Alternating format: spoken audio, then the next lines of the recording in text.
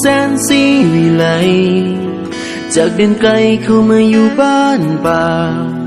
มีภูเขาและพงพนากับทุ่งหญ้าและความจริงใจได้มาพบน้องสาวคนนี้ตกหลุมรักทันทีเมื่อได้พบเจออยากบอกหาอยากให้หูว่าใครคนหนึ่งนั้นคิดจังใดอยากจะบอกว่าคอยหักเจ้าแต่บ่รู้ว่าเจ้าคิดจังใดอยากจะบอกว่าหักเจ้าเหลือหลายหักเจ้าบ่เสื่อมคลาย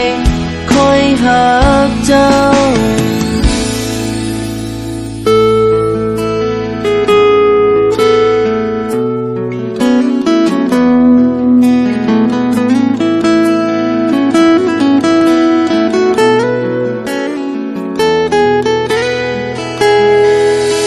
จะบอกว่าคอยหักเจ้า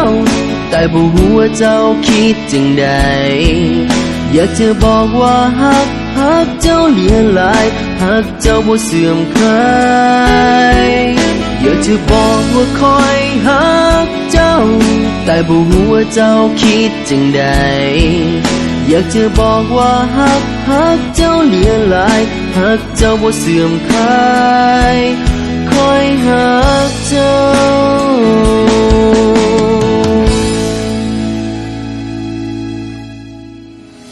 อยากจะบอกว่าคอยหักเจ้าแต่บ่รู้ว่าเจ้าคิดจังใดอยากจะบอกว่าหักเจ้าเหลือหลายหักเจ้าบ่เสื่อมคลายคอยหักเจ้า